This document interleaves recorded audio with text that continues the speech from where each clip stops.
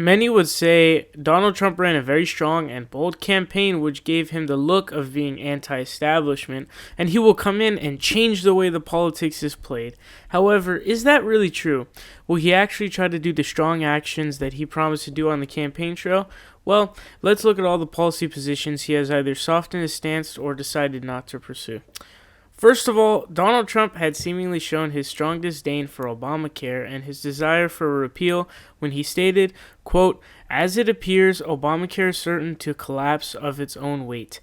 The damage done by the Democrats and President Obama and abetted by the Supreme Court will be difficult to repair unless the next president and a Republican Congress lead the effort to bring much-needed free market reforms to the healthcare industry. But none of these positive reforms can be accomplished without Obamacare repeal. On day one of the Trump administration, we will ask Congress to immediately deliver a full repeal of Obamacare," end quote. So as he expressed on his stance on his official website, he wanted a full repeal on Obamacare. However, Trump said he would like to keep the provision forbidding discrimination based on pre-existing conditions and to allow young Americans to remain on their parents' health care plans. These two provisions are the main provisions of Obamacare, and this shows that he is backpedaling and clearly does not want a full repeal on Obamacare because that would strip over 20 million people of their health care. Secondly, Donald has made the hashtag or trend, if you will, hashtag lock her up.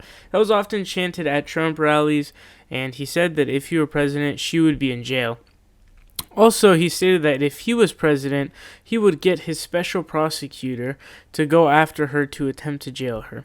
However, Chris Christie recently stated they had an enormously gracious conversation with each other on Tuesday night. Christie said, "Politics are over now. People have spoken. Time to move to uniting the country," end quote. Trump himself stated, quote, "So, Hillary called, and it was a lovely call, and it was a tough call for her. I mean, I can imagine. Tougher for her than it would have been for me. I mean, for me, it would have been very, very difficult. She couldn't have been nicer. She just said, 'Congratulations, Donald. Well done.' And I said, 'I want to thank you very much. You're a great competitor.' She is very strong and smart." He has softened up, and instead of continuing to call her Crooked Hillary, he is now complimenting her opponent for the campaign she ran, while his cabinet members have stated that him saying that he was going to lock her up was just politics, and now it is time to move on. Third, Donald Trump has seemed to soften up on his position of immigration. Mr. Trump said that undocumented immigrants who are not criminals are, quote, "terrific people," and that he would decide how to handle them after the border is secure.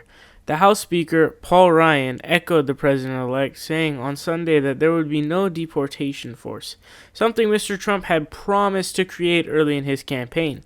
Instead of deporting all the undocumented immigrants, as he stated in his campaign as one of the focal points, he has changed it to only the ones with criminal records. Fourth, Pence said a Trump administration would, quote, "rip up the Iran deal." However, a Trump advisor, Walid Fairs, told BBC after the election win that, quote, "ripping up is maybe a too strong word. He's going to take that agreement. It's been done before in international context, and then review it."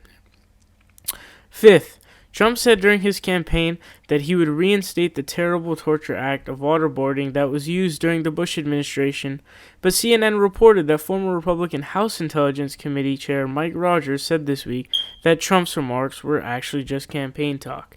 So, in conclusion, maybe Trump said all these things just to get elected? To be honest, I'm not sure. However, I prefer the Trump who does not call Mexican immigrants criminals and rapists, but instead terrific people, and one who does not trash Hillary at every opportunity and instead address her respectfully. I think that all we, as the American people, can now do is hope.